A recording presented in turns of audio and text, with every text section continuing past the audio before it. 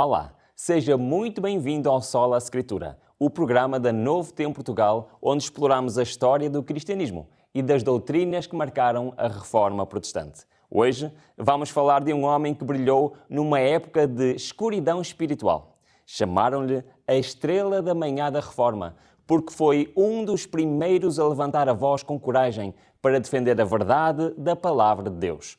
O seu nome é John Wycliffe e com ele vamos estudar uma doutrina essencial, mas muitas vezes esquecida: a imortalidade condicional. Será que a alma é imortal por natureza? O que acontece quando morremos? Neste episódio, vamos descobrir o que a Bíblia realmente ensina sobre a vida, a morte e a esperança da ressurreição. Fique conosco.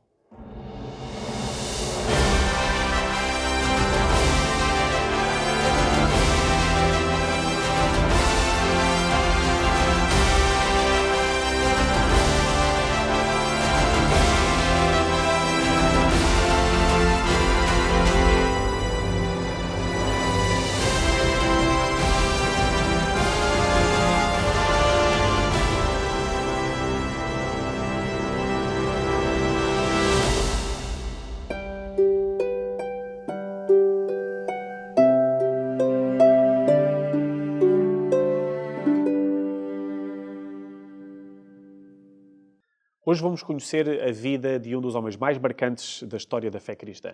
Chegaram a chamá-lo da Estrela da Manhã da Reforma. Foi teólogo, pregador e tradutor, mas acima de tudo foi um homem da Bíblia. Ruben, onde nasceu John Wycliffe e como foi a sua formação nos primeiros anos? Então, Tiago, o John Wycliffe nasceu no condado de Yorkshire, lá no norte da Inglaterra, por volta do ano 1320, embora não se tenha bem a certeza, mas será entre 1320 e 1324. Não sabemos ao certo a aldeia, o local específico, mas acredita-se que tenha sido em Ipswell ou, até, por causa do nome dele, Wycliffe upon Tees, numa família ligada à pequena nobreza rural. Como diz um dos seus biógrafos, John Wycliffe foi um dos poucos que reuniram tanto a inteligência necessária para ser admitido, como uma família com meios financeiros para o sustentar nos estudos.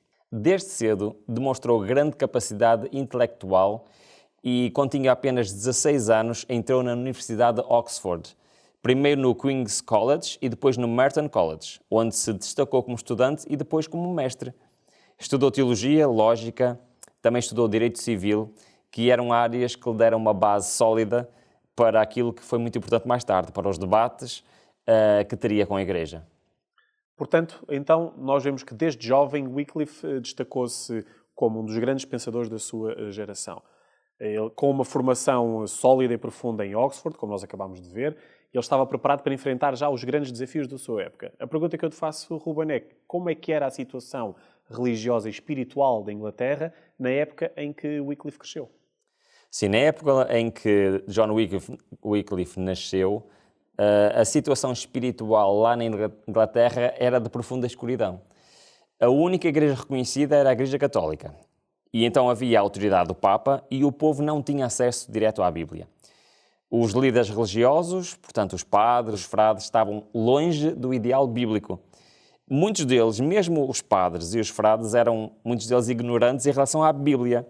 Liam apenas umas poucas partes e em latim e usavam a sua posição de certa forma, para explorar o povo, vendendo indulgências e ensinando várias superstições.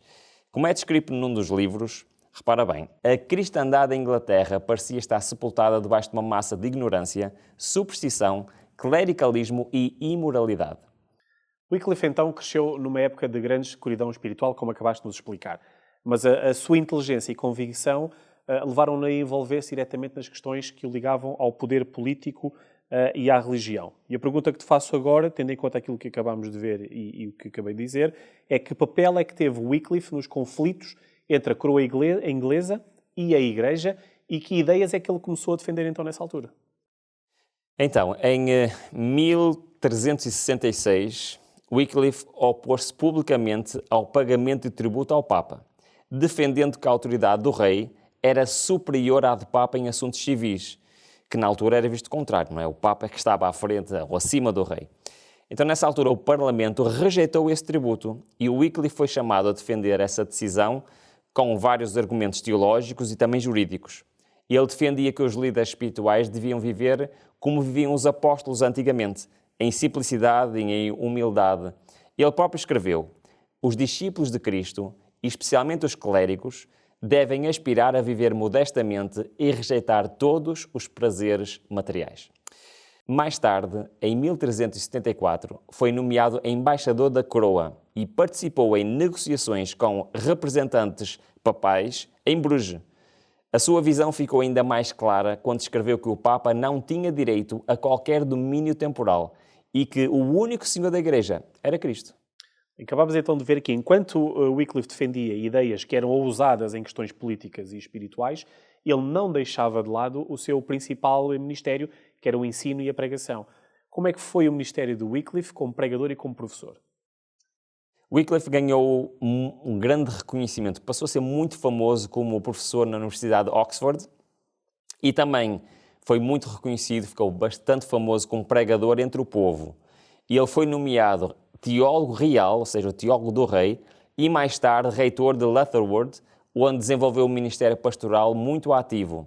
Segundo Dyson Ogg, os sermões de Wycliffe eram tão simples e bíblicos que eram uma revelação. Wycliffe acreditava que todos deviam ter acesso direto à palavra de Deus. Por causa disso, ele formou um grupo de evangelistas itinerantes, conhecidos como os pobres pregadores. Mais tarde viriam a ser conhecidos como os lollardos.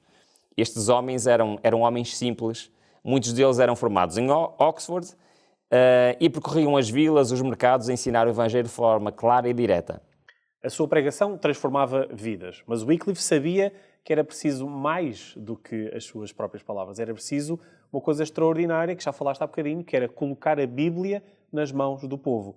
Foi esse o aspecto que o levou a traduzir a Bíblia? Sim, exatamente. Foi esse o grande sonho de John Wycliffe, tornar a Bíblia acessível a todos. A Bíblia tornou-se tão importante com ele que ele achava que toda a gente devia ter um acesso direto à Bíblia. Então, em 1382, coordenou a primeira tradução completa da Bíblia do latim para o inglês. Era uma tarefa gigantesca, feito tudo à mão, feito ali verso por verso.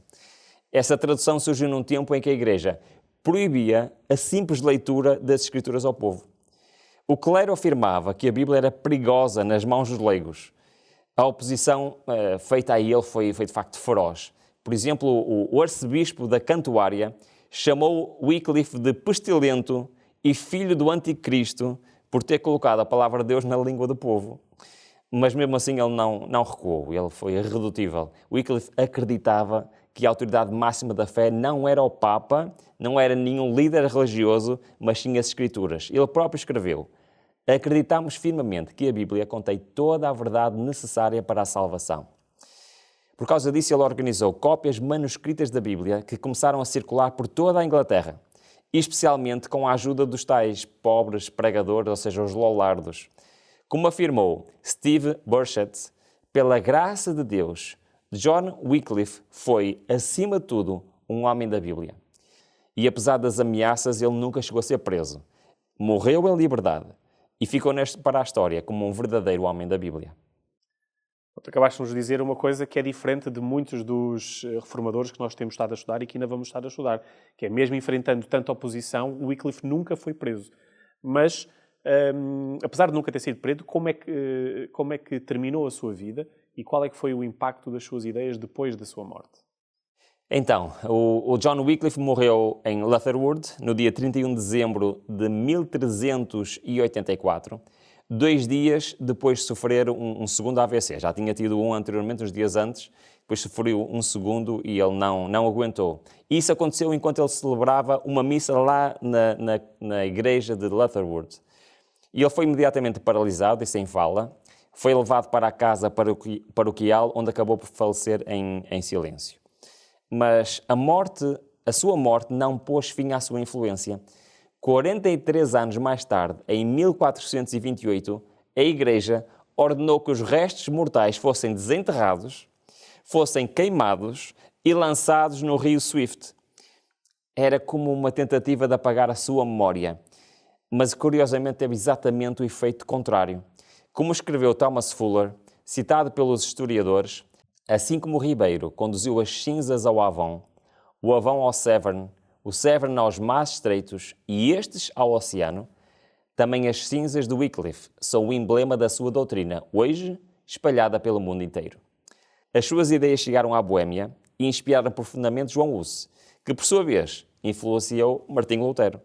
Wycliffe foi como uma estrela que anunciou o nascer do sol. A reforma protestante começou ali, com ele, quase um século antes, ganhar força em toda a Europa. Hoje falámos sobre a doutrina da imortalidade condicional, que é um tema essencial para compreendermos o plano de Deus para a vida, a morte e a esperança da ressurreição. Este é precisamente o tema do estudo 2 da revista O Grande Conflito, o curso bíblico gratuito que acompanha esta série. Se deseja aprofundar este assunto com a sua Bíblia e compreender melhor o que acontece depois da morte, então peça já a sua revista. É totalmente gratuita e pode recebê-la em sua casa. Basta enviar um SMS ou mensagem do WhatsApp para o 933 939291, repito, 933 939291. Peça já o seu exemplar e descubra como a palavra de Deus pode trazer clareza, paz e esperança à sua vida.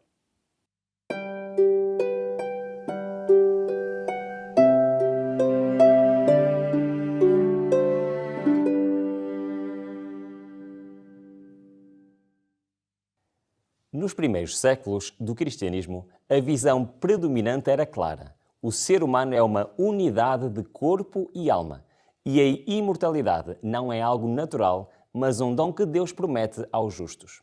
A esperança dos crentes estava na ressurreição dos mortos, e não numa alma que continuava viva após a morte. Os primeiros cristãos criam que a morte era um estado de inconsciência, como um sono. Como diz no livro de Eclesiastes, os mortos não sabem coisa nenhuma. A ideia de que só Deus tem vida eterna por natureza também era aceite. A Bíblia afirma que Ele é quem tem só Ele a imortalidade, mostrando que o ser humano não é naturalmente imortal. John Wycliffe partilhava esta visão bíblica e escreveu: "O homem inteiro é uma unidade composta de alma e corpo." Era esta fé simples e clara que guiava a Igreja primitiva antes das influências filosóficas. Mas com o tempo, a influência da filosofia grega começou a modificar a compreensão cristã sobre a morte. Platão ensinava que a alma era imortal por natureza e que após a morte vivia separada do corpo. E este conceito foi gradualmente integrado no pensamento cristão. Wycliffe reconhecia que a influência de Platão foi dominante em muitos teólogos da Igreja. Ele seguiu Platão entre os filósofos antigos e Agostinho entre os pais da Igreja como autoridades e modelos. Esta mistura entre ideias bíblicas e filosóficas abriu caminho para sérios desvios doutrinários. Um dos principais responsáveis por essa fusão foi Orígenes, que defendia a pré-existência da alma, a sua imortalidade inata e um processo de purificação após a morte. Estas ideias levaram mais tarde à formulação das doutrinas do purgatório e do tormento eterno. Wycliffe foi crítico desses desvios e, embora não tenha citado Orígenes diretamente, lamentou a forma como os dogmas da Igreja foram estabelecidos pela tradição e não pela Escritura.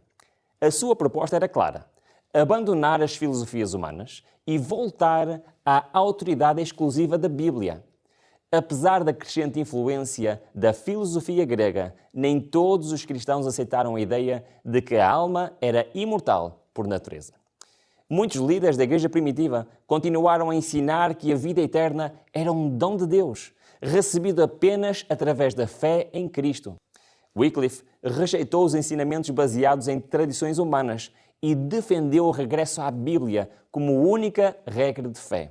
No seu livro, afirmou que a Escritura era a autoridade suprema para todos os crentes, o padrão da fé e o fundamento da reforma na vida religiosa, política e social. Wycliffe também denunciou os abusos ligados às indulgências e à crença no purgatório. Ridicularizou a ideia de que se podia comprar o perdão ou libertar almas do purgatório com dinheiro, dizendo: se o Papa pode libertar almas do purgatório, por que não o faz por amor, sem cobrar nada? A doutrina da imortalidade condicional, embora recuperada por Wycliffe, não foi plenamente abraçada por todos os reformadores do século XVI. Muitos Ainda conservavam ideias herdadas da filosofia grega e da tradição medieval. Hoje, a maioria das igrejas cristãs ainda ensina que a alma é imortal por natureza. Esta crença está presente em grande parte do cristianismo atual. No entanto, cada vez mais cristãos sinceros têm regressado à Bíblia e descoberto que a imortalidade é um dom de Deus, concedida apenas aos salvos no momento da ressurreição. É a esperança segura da vida eterna, não no céu imediato após a morte, mas na promessa do regresso de Cristo e da vitória sobre o pecado e sobre a morte. Esta verdade, tão antiga como o Evangelho, continua a brilhar, tal como brilhou nos dias de Wycliffe, para todos os que aceitam a Bíblia como única autoridade de fé.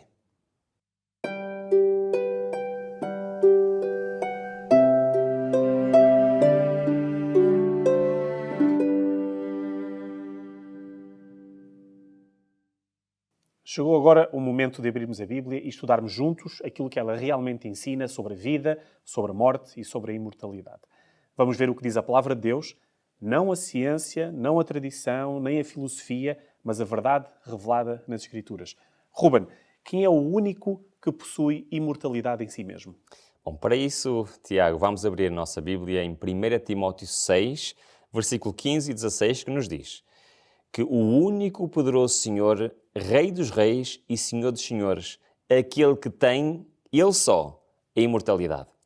E depois temos em Isaías 40, 28, não sabeis, não ouvistes que o eterno Deus, ou seja, menciona este versículo exatamente que Deus é eterno.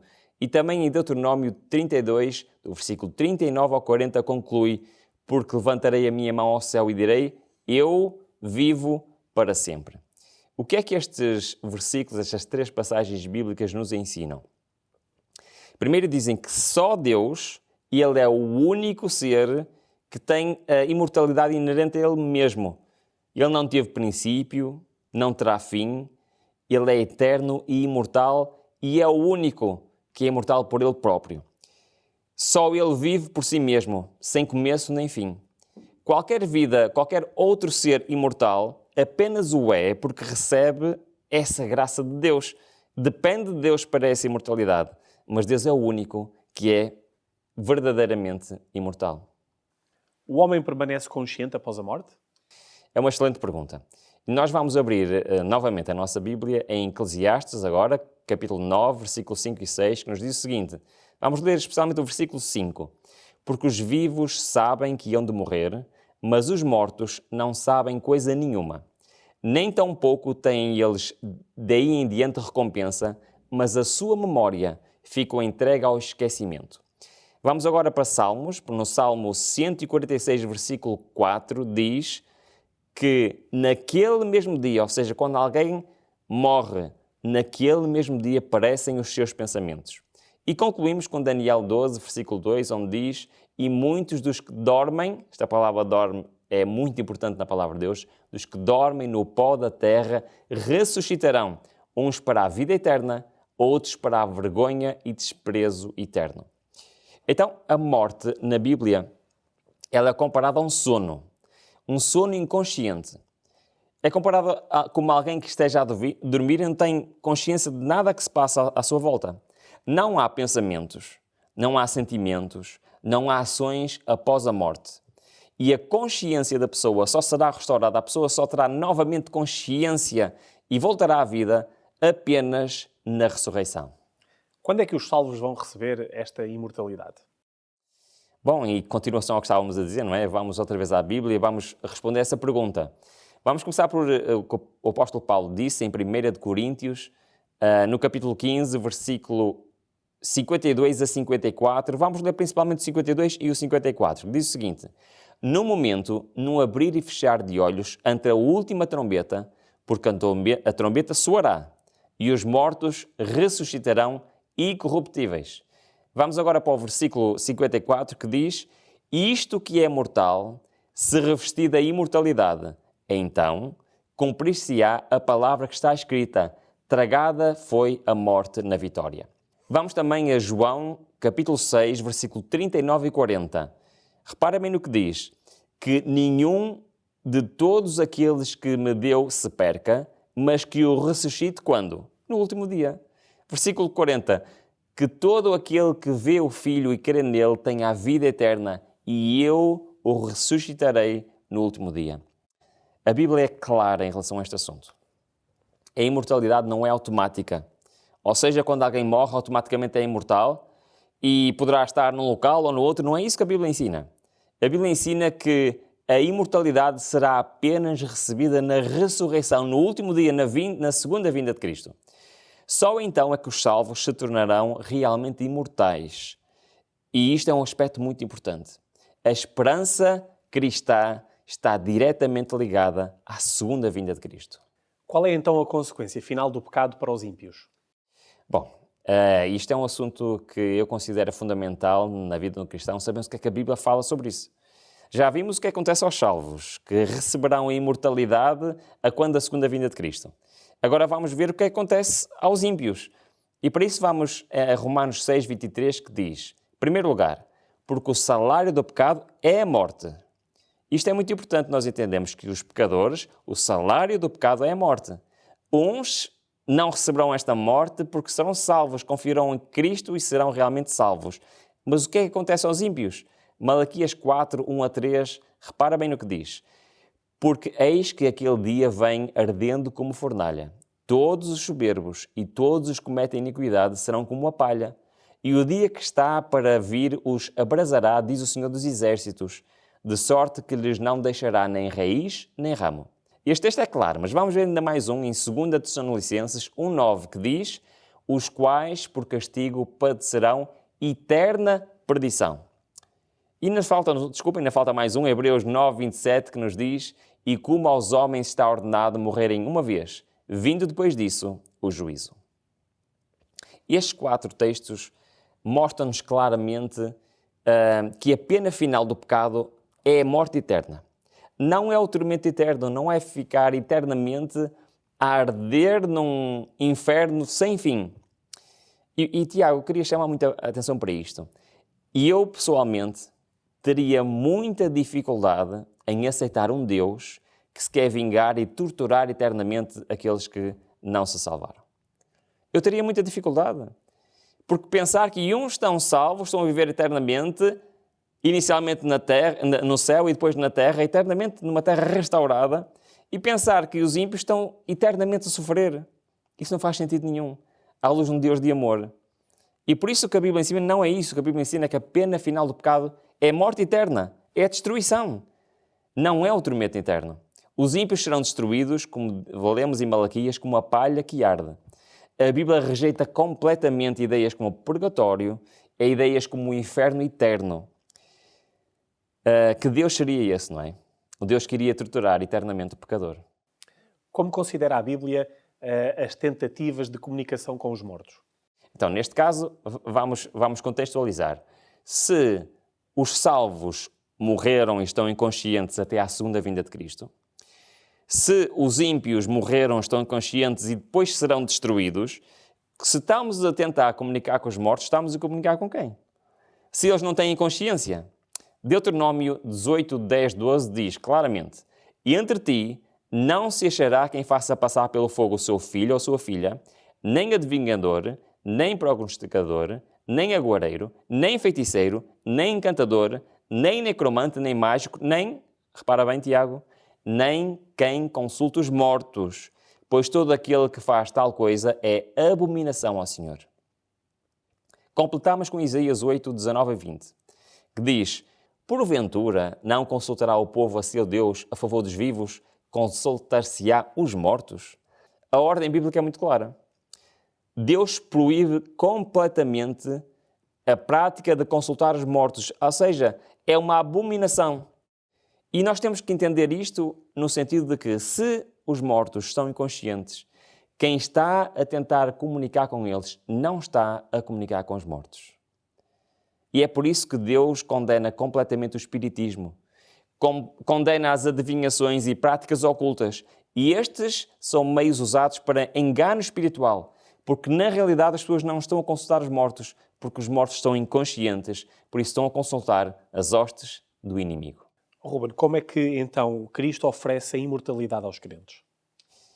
Isto é um aspecto muito importante. E um dos textos mais famosos da Bíblia, João 3,16, que muitos cristãos sabem de cor, diz: porque Deus amou o mundo de tal maneira que deu o seu Filho unigênito, para todo aquele que nele crê, não pereça, mas tenha a vida eterna. Também em João 11,25 nós vimos: disse-lhes Jesus: eu sou a ressurreição e a vida. Quem crê em mim, ainda que esteja morto, viverá. Isto quer dizer, Tiago, que a vida eterna é algo que Deus quer dar ao ser humano. É um dom de Deus, mas ele é concedido por meio de Cristo. Fora de Cristo não existe imortalidade.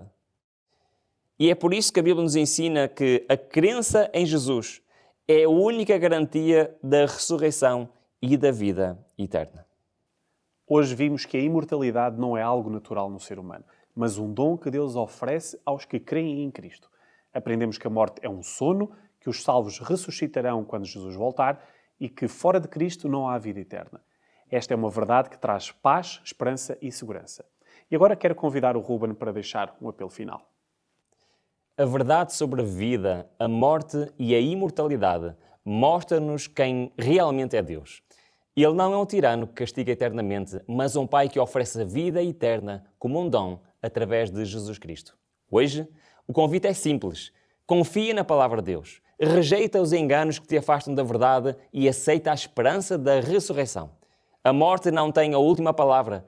Jesus venceu a morte e promete vida eterna àqueles que o seguem. Toma hoje a decisão de viver segundo a Bíblia. Aceita o dom da vida eterna. Aceita Jesus. Aprendemos hoje com a vida de John Wycliffe e vimos o que a Bíblia ensina sobre a verdadeira natureza da vida e da morte. Se deseja aprofundar mais sobre este tema, peça agora a revista O Grande Conflito. O episódio de hoje corresponde ao estudo 2 deste curso bíblico gratuito. Envie já uma mensagem da SMS ou do WhatsApp para o número 933 939291 e receba o seu exemplar em casa sem qualquer custo. Voltamos no próximo episódio com mais história, mais verdade e mais Bíblia. Até lá!